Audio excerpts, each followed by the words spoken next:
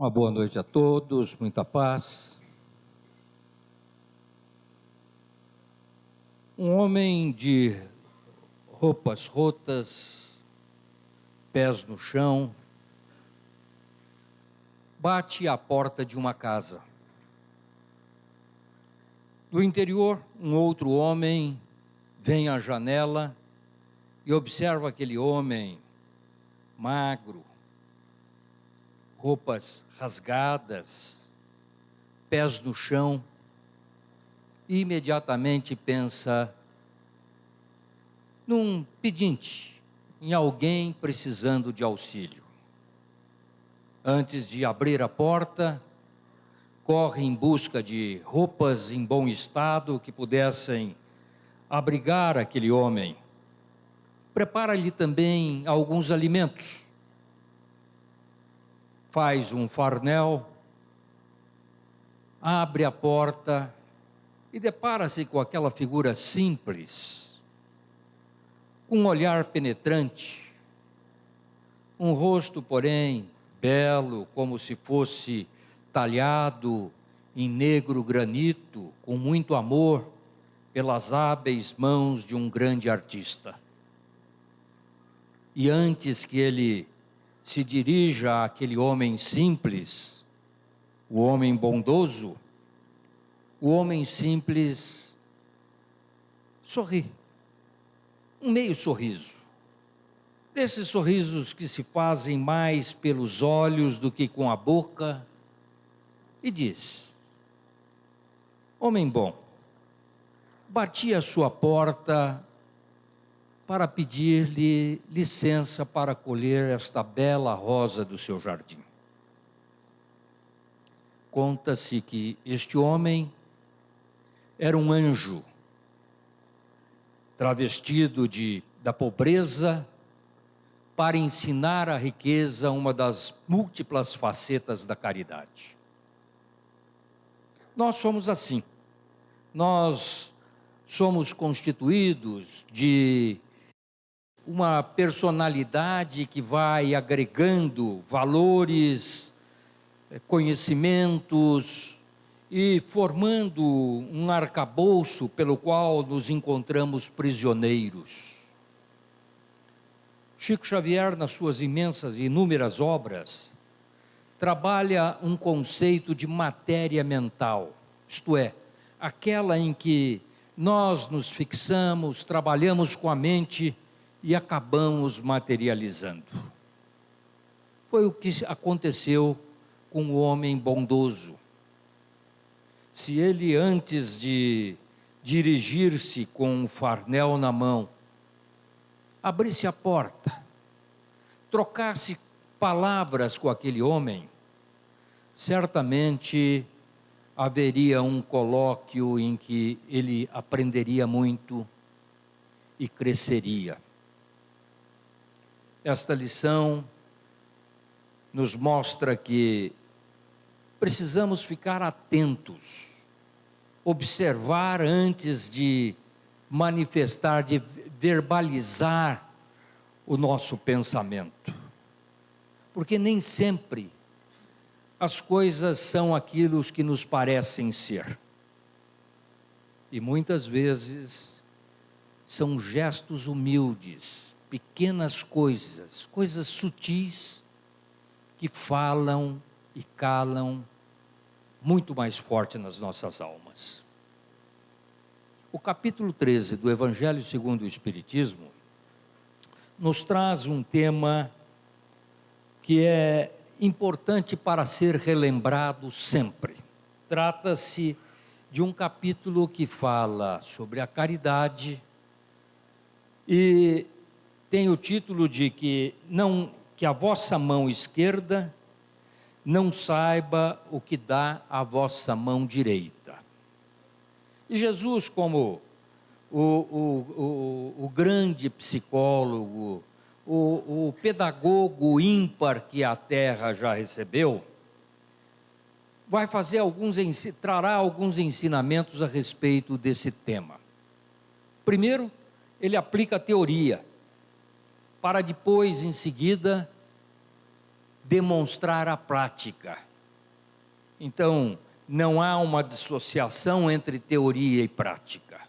E esse registro vem através de Mateus, no capítulo 6, versículos 1 a 4, quando registra o seguinte: tende cuidado em não praticar vossas boas obras diante dos homens, para serem vistos, pois não recebereis recompensa de vosso Pai que estás nos céus.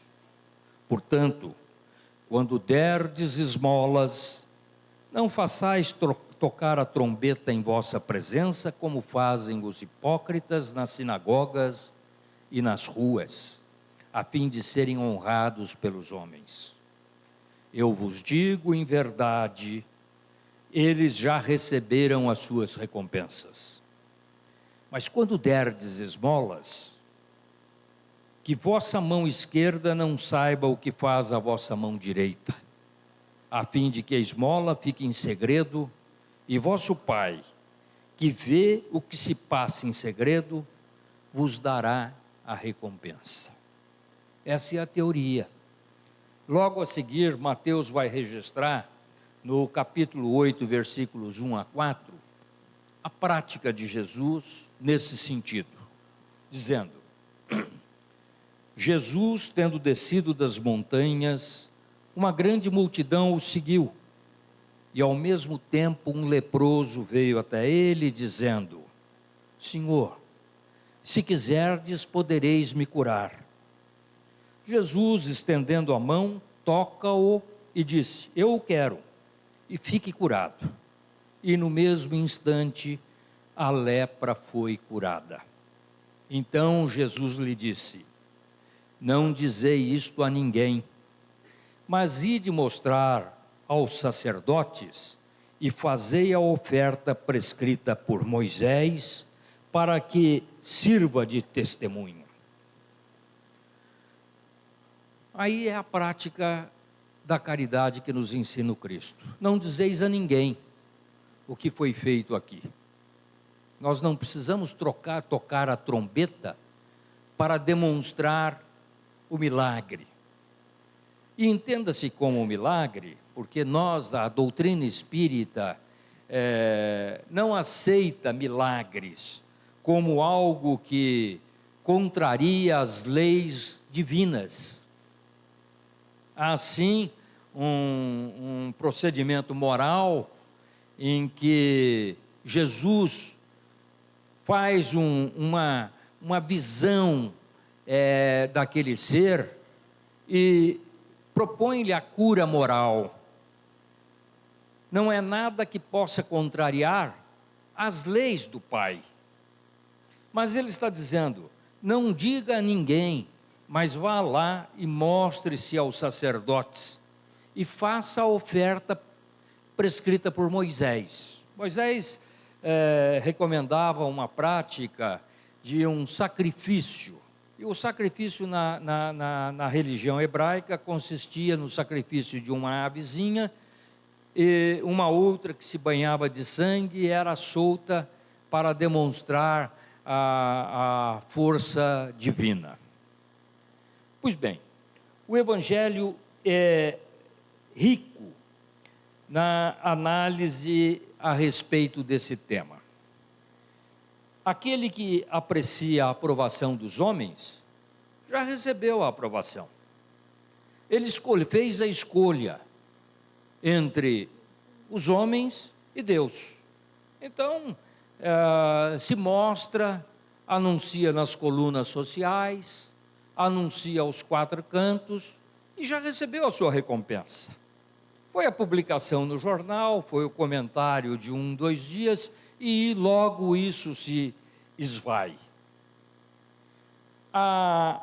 Ele demonstra que tem mais fé no homem do que em Deus e que a vida presente é mais importante para ele do que a vida futura, porque ele não está plantando em seu favor e nem em favor do outro. Aliás, estes benefícios que muitas vezes são feitos com arautos pelas esquinas, muitas vezes humilha quem recebe. E é preciso que tenhamos o cuidado de não humilhar a quem tem necessidade. É preciso que a caridade seja feita como um gesto de amor, sem o propósito de querer receber alguma coisa em troca. Aqueles que fazem o bem com ostentação, portanto, já receberam a sua recompensa. Há pouco tempo, numa conversa com algumas pessoas, alguns amigos, outros conhecidos, ouvi a seguinte colocação. Tratava-se ele de relatar uma reunião, era uma reunião feita em prol do Hospital do Câncer de Barretos. E dizia dos lances que eram dados. E alguém perguntou-lhe, e você, quanto deu? Eu dei 15 mil reais. E o fulano de tal, uma pessoa, um personagem cujo nome não me lembro. Ele deu 50 mil reais. Também, há poucos dias, ele comprou um boi por 500 mil reais. Quer dizer, está certo que o hospital está sendo beneficiado e poderá beneficiar a todos nós num momento de uma necessidade, queira Deus que não precisemos, mas não é necessário que se anuncie estes gestos. É preciso que a gente tenha cuidado. O Evangelho ainda nos remete àquela figura em que faz a caridade tendo cuidado de não se apresentar, mas deixando uma ponta da manga da camisa, para que os outros vejam e digam, olha lá, está vendo? Ele não quer aparecer, mas eu o reconheci, ele está fazendo a caridade. O título é sugestivo, que a vossa mão esquerda não saiba o que a vossa mão direita dá. A beneficência sem ostentação, ela tem um duplo sentido, um duplo benefício. Ela resguarda a pessoa que recebe e eleva aquela que dá sem ostentação. Creio que todos nós aqui lemos ou tomamos conhecimento de qualquer forma de uma das pérolas da literatura espírita vinda pela psicografia de Chico Xavier através de André Luiz. Trata-se do livro Nosso Lar. Quando o André estava já recolhido no nosso lar, narrado no capítulo 13 deste livro, ele presencia uma mulher que veio ao socorro de Clarencio, pedindo então ajuda para os seus filhos que passavam por uma provação aqui na terra. E ele então, Clarencio, com toda a seriedade, todo o vigor, mas com todo o amor, passa a escutar a mulher e vai argumentando com a mulher a respeito daquela solicitação. E num determinado momento ele lhe pergunta, qual é o resultado dos teus bônus horas? Isto é, quanto é que é o seu saldo de trabalho em benefício do outro? E ela diz, olha, eu tenho 304 bônus horas. Ele diz, olha, é muito pouco pelo tempo que você está aqui. Já lhe oferecemos inúmeros trabalhos e você sempre os recusa. Veja, nós a colocamos na turma da vigilância. E ela de imediato diz, mas aquilo lá é trabalho muito pesado. Ficar vigilante todo o tempo não é fácil. Mas nós te colocamos também junto dos irmãos da suportação, onde se recebe aquelas pessoas mais primitivas que chegam ao nosso lar. Ela diz, aquele pessoal é muito mal educado, mal cheirosos, maltrapilhos, não dá para ficar lá. Mas também a colocamos como na enfermagem dos perturbados. Lá só santo suporta aquilo. Também te demos uma oportunidade no gabinete das investigações. Mas olha, aquele lá é um trabalho muito exaustivo. E Clarencio então diz a ela: minha irmã, o trabalho enobrece e é preciso que seja feito com humildade. Os seus filhos passam por uma provação necessária, serão atendidos nas suas necessidades no momento certo. Agora, é preciso ter mérito para pedir e mérito para receber. E André, que havia pedido uma audiência ao Clarencio no capítulo seguinte, se sente meio constrangido em falar, porque ele pediu uma oportunidade para trabalhar como médico, porque ali tinha tanta gente doente. Então ele titubeia, mas Clarencio já intervém, pergunta o que ele desejava, e ele disse: olha, eu já estou aqui há algum tempo e gostaria de dar ao nosso lar os trabalhos pelos quais eu executei na terra, tenho alguma experiência. E o Clarencio então diz para ele: olha, na verdade, você quer ser médico dos espíritos, mas para isto é preciso que haja mérito, e você não está preparado para isto. Você teve todas as oportunidades na terra. Quando você teve uma profissão, e Deus, quando nos entrega uma profissão, ela nos entrega como uma ficha, pela qual nós temos que desempenhar o papel, honrando a divindade, exaltando a divindade. Você teve as oportunidades de ter uma profissão e nunca soube o preço de um livro, porque a sua família sempre foi abastada, ele forneceu todos os meios para que estudasse. Assim que se formou, constituiu uma clientela de classe alta e, com isto, conquistou poderes, conquistou muito dinheiro e abusou disto. Fez com que a sua vida na terra fosse resumida a noitadas, aos prazeres da vida. Isto lhe abreviou a vida. E o André recebe aquilo como um choque, né?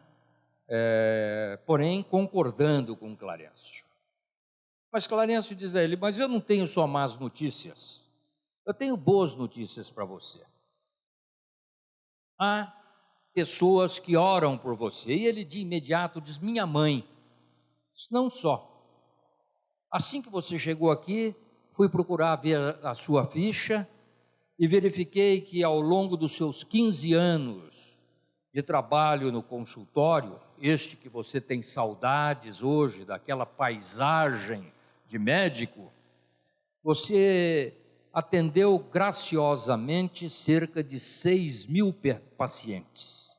Muitos deles você atendia por troça, mas acabou beneficiando-os. E desses, 15 oram por você permanentemente. André, então, chora, reconhece a sua posição e pede um trabalho humilde que lhe é oferecido como aprendiz em nosso lar. Muitas vezes, o benefício feito, mesmo que com ostentação,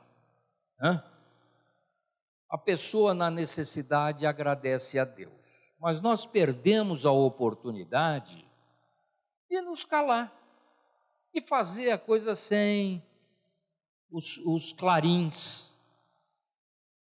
É importante que a gente tenha como visão a vida futura. Na medida em que a gente tem um conhecimento da vida futura, nós damos um passo à frente, porque plantamos para a nossa evolução moral.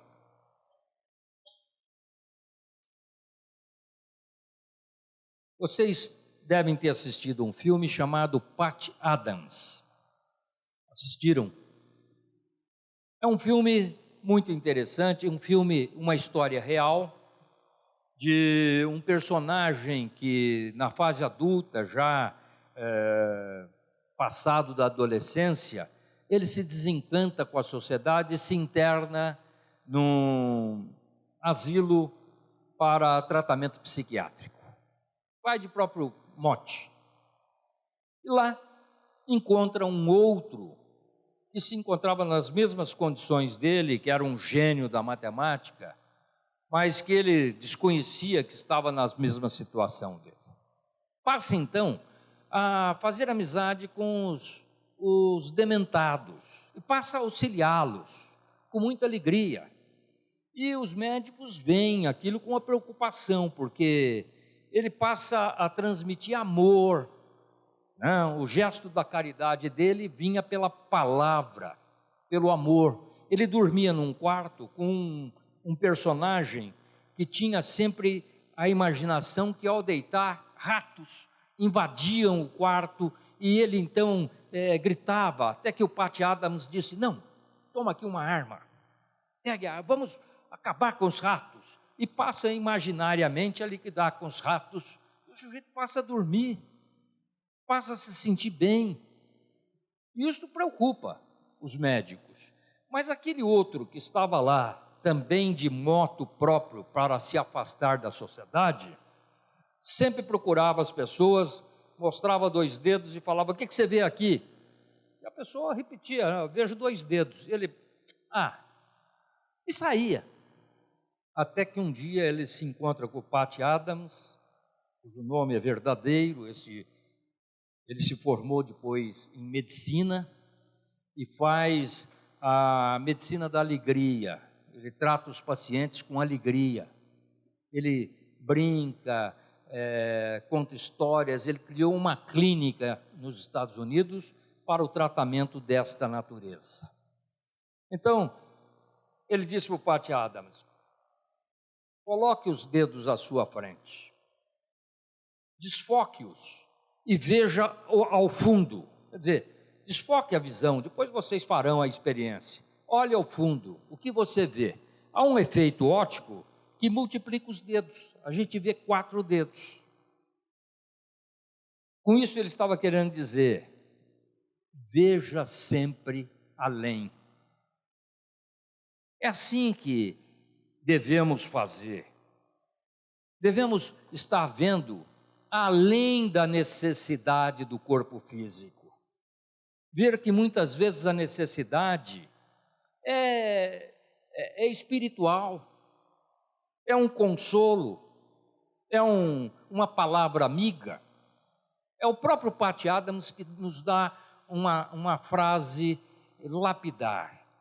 Ele diz que o comprimido afaga a dor, aplaca a dor, mas só o amor aplaca o sofrimento. E estas são formas que a gente trabalha e deve trabalhar com a caridade. O Evangelho também faz uma análise em cima de um pressuposto que muitas vezes a gente vê colocado. É aquele em que a pessoa diz: cansei de fazer o bem e receber em contrapartida o mal, não ter reconhecimento. Tanto no Livro dos Espíritos quanto no Evangelho, Kardec trata desta questão, mostrando a sua preocupação. E os Espíritos são unânimes na afirmação. Não se trata a não ser de egoísmo, as pessoas que assim o fazem. São pessoas vaidosas, que esperam o reconhecimento do outro. Muitas vezes, deseja mesmo que o outro se humilhe para exaltá-lo.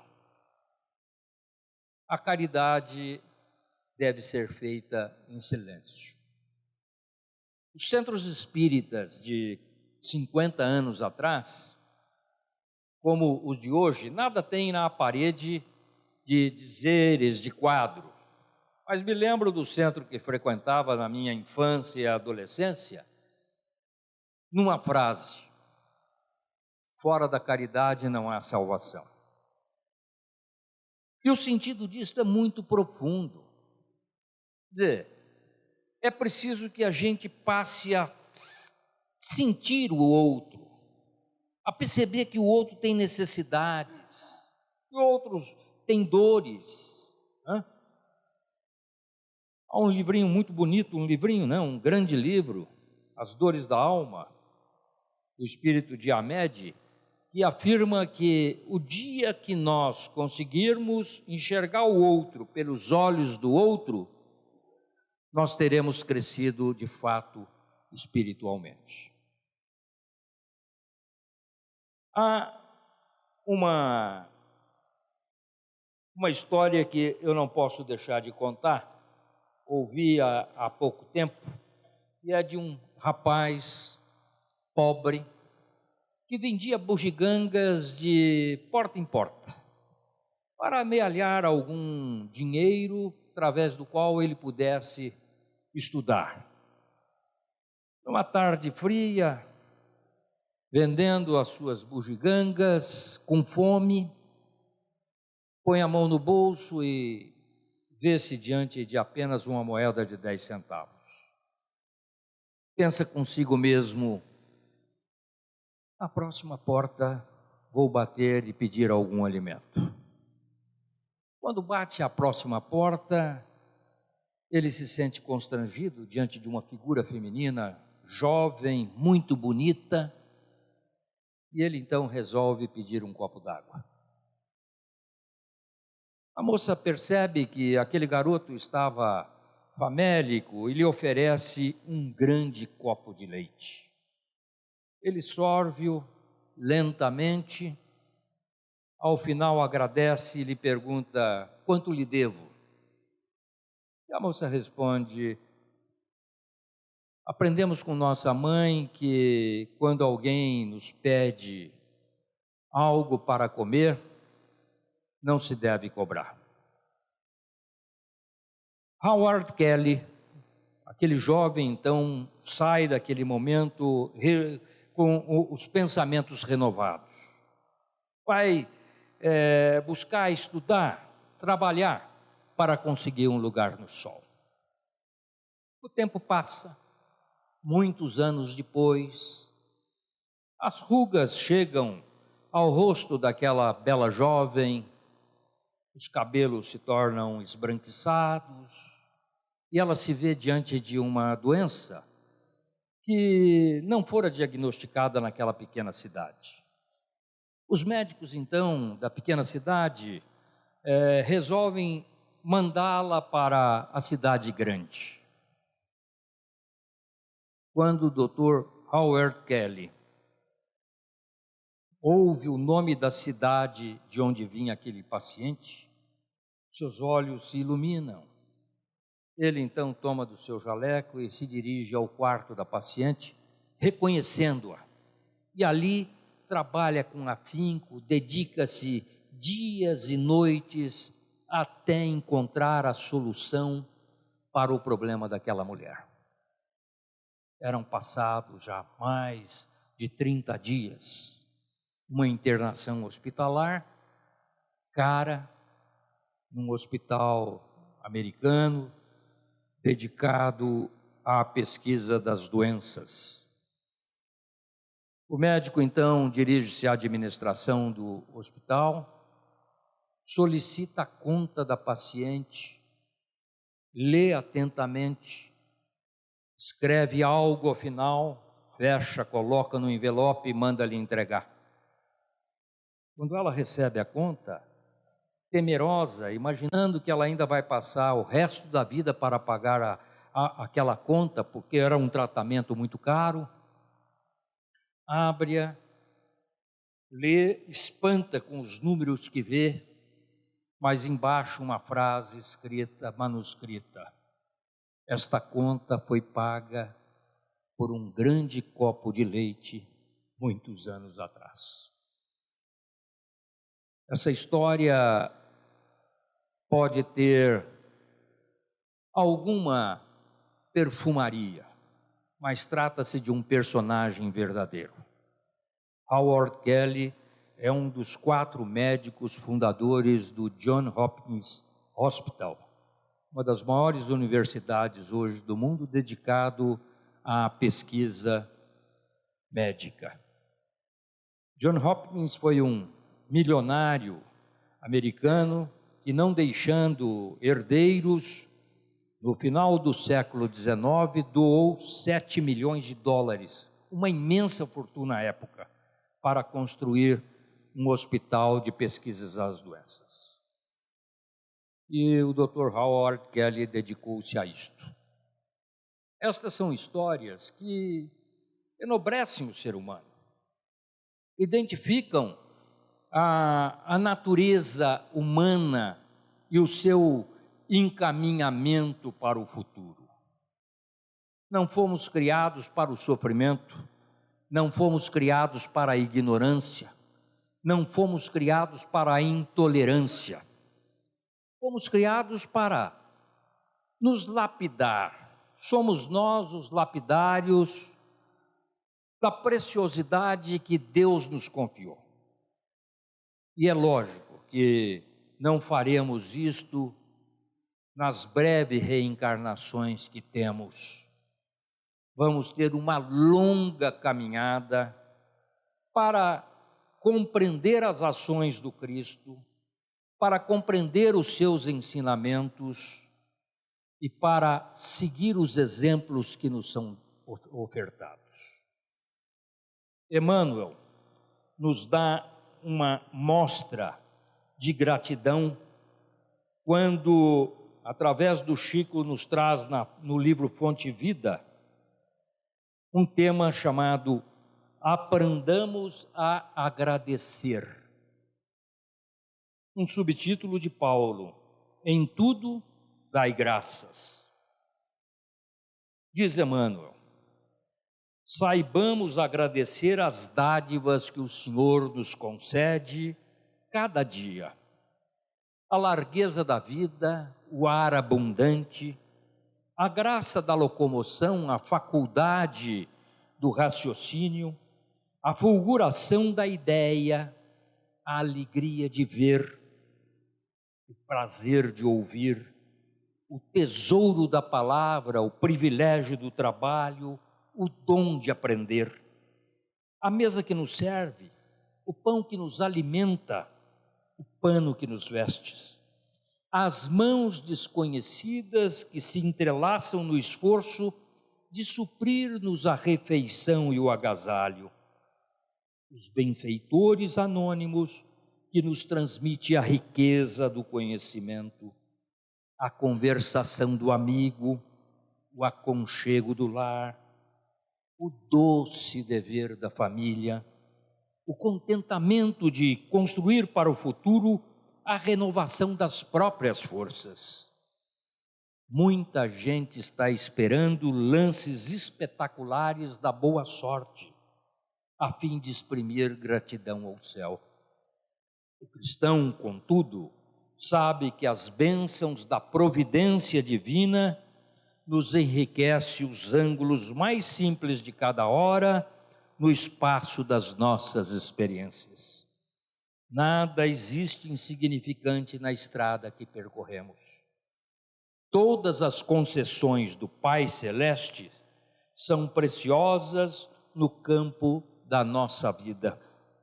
Utilizando, pois, o patrimônio que o Senhor nos empresta, no serviço incessante do bem, aprendamos a agradecer. Muito obrigado pela paciência Eu já falei isso aqui, às vezes sou mal educado, me perdoem, mas as palmas servem apenas para mexer com a vaidade do orador. Então, nós estamos procurando abolir a palma nos domingos, né? Exatamente por isso. Nós somos apenas repassadores do conhecimento. Somos nada mais do que isso. Então, eu agradeço a paciência que vocês tiverem em me ouvir. Uma boa noite para todos.